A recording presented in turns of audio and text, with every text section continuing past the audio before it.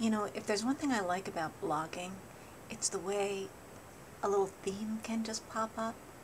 You're not talking about anything in particular, nothing in particular is happening, at least nothing that you're writing about, but there's just one post and then another, and there's a little bit of a theme. And what I like about today is the fact that little furry animals became a theme.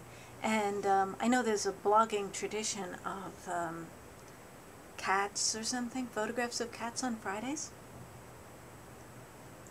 And there's a vlogging tradition of taking a drink out of a cup, because that's the sort of low-level, scintillatingly subtle kind of entertainment that you get on a vlog. But the furry animals thing today has got nothing to do with cats. I was starting off with this, you know, my friend Nina is over in the Canadian Rockies. She's always traveling around and usually going to Europe and cities. But this time she's up camping in the Canadian Rockies and taking photographs, very crisply outlined mountains and so on. I think that the light or the air is different in certain places. It can affect your photography. I'm going to go out into the landscape eventually and try to do some landscapey photography, but not for now. But what had got me about Nina is the photograph I concentrated on was not the mountain scenic vista, but just like this furry thing on a rock. What is that thing lying draped over a rock? A Canadian rocky rock. It you know, looks just like a deflated bag of fur. What a lazy old creature up in the mountains. It's a marmot. And Sippy Can drops by the post to identify the marmot by basically quoting a dialogue from The Big Lebowski. Nice marmot, right? We want the money, Lebowski. You think we're kidding and making with the funny stuff? They put the marmot in the bathtub and it's all fighting all over the place. I'll bite. What is it? Wait, that's not, oh, I'm screwing up my reading of The Big Lebowski and reading the next comment. I was watching a little of The Big Lebowski on TV the other day. It just happened to come on one of the, I often just watch whichever movie is on one of the HD channels, and that came on, and I watched part of it. But then I fell asleep, so I didn't see much of it. But that's the thing about the marmot, kind of set the tone for the furry creatures of the day. And then there was this other story, which is, for some reason, exactly the kind of story I love to blog about. It's what originally caught my attention was just, it was a classic Daily News headline. Gay man sues for right to tan naked with his terrier. And I found that a much more interesting lawsuit to write about than the Valerie Plame, Joe Wilson civil suit that is being talked about in the political sectors of the blogosphere. I think it's more interesting that there's just some man who just really wants to be able to go to the beach naked with his dog, and he's bringing a lawsuit. And he's got lots of, he's even worked 9/11 into the situation, like apparently he has some kind of skin condition brought on by 9/11. And that requires him to go to the beach nude, and then he also has to bring his dog because his dog is really his emotional support pet. Emotional support pet is an old topic from the Althouse blog. We were talking about it a few months ago. You know, there was an article that we were reading.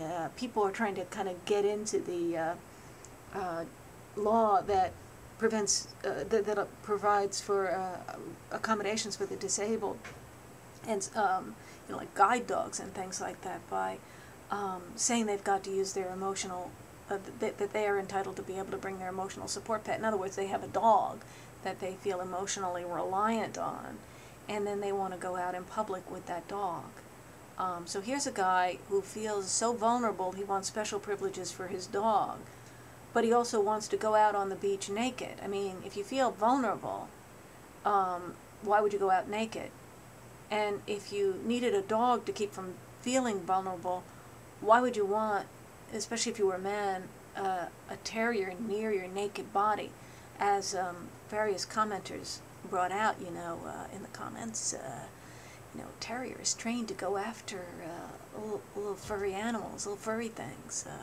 And someone made the wisecrack, I don't think he'll,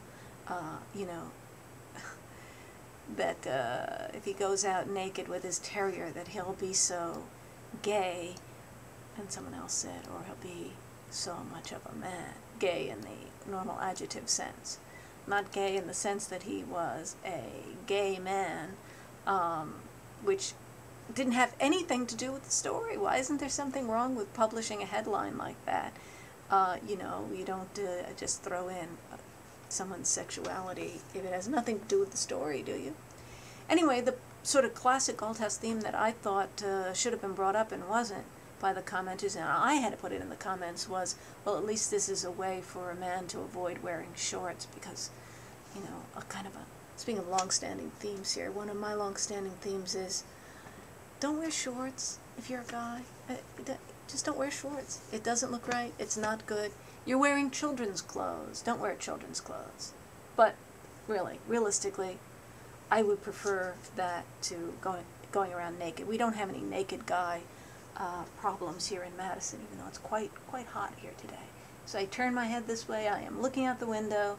I'm looking onto Bascom Hill. You can see that I'm here in my office, not at my home setup. I'm in my office. You can see the umbrella hanging over there. Rainy this morning, and well, do you notice it's a Kandinsky umbrella? I got it at the museum once when it was raining and I needed an umbrella, and I picked that out and I thought it was a good idea, but not so much anymore. It's a little loud. It's a little calling attention to oneself. I like to slink around in the rain under a black umbrella, or a white umbrella is acceptable. But the very exaggerated umbrellas, let's not have them. Let's not have shorts, and let's be wearing clothes. Let's not be naked. But the other animal that made an appearance on the blog is the Nikki Nanka. What's the Nikki Nanka, and where is the Nikki Nanka? Well, it's somewhere, reputedly, in Gambia. But people have said that they've seen the Nikki Nanka. I have a little drawing of the Nikki Nanka on the blog. But the problem is that if you see the Nikki Nanka, they say there seems to be this thing where when you see the Nikki Nanka, you will die, usually within a few weeks. So let's not be going out searching for the Nikki Nanka. Let's just look at the drawing and think about how cool it is that there is a word, Nikki Nanka, and that there are marmots draped across the Canadian Rockies, and that there is a man who's so attached to his terrier that he would like to, wear it as a bathing suit. I don't know if he actually wanted to hold the dog so that people wouldn't be able to see all of him. It's sort of like a fig leaf of a dog. Someone said, well, I think if I was going to take my dog out with me, I would want something larger and furrier. I think he's picturing sort of a caveman, sort of shorts made out of dog. I don't think that's such a good idea, do you? But I see my ex-husband, Richard Cohen, who doesn't blog all the time anymore. He's kind of went on strike for work conditions or something like that on his blog, and but he does come back now and then and do short posts. But he learned this blogging thing. It's a lot of work, and you throw in podcasting and blogging and monitoring comments, which is really the thing that takes up too much of my time. Really, the time sink that I worry about most in blogging is keeping up with all the comments when there are hundreds of them coming in. At some point, I think you just let it go and just let them go, but I don't do that. I even write in the comments a lot of the time. But anyway, the last furry animal thing that I wanted to talk about in this little vlog is something Richard wrote, and I'll link to it. He's just going and looking at various bumper stickers. Bumper sticker patrol, he says, installment 6. The more people I meet, the more I like my dog. And he comments on the bumper sticker. Because, right, shouldn't you write down bumper stickers and then comment on them? He says, so the bumper sticker is, the more people I meet, the more I like my dog. And he says, he likes his people servile, groveling, and gratefully obedient. Good luck to his wife and kids.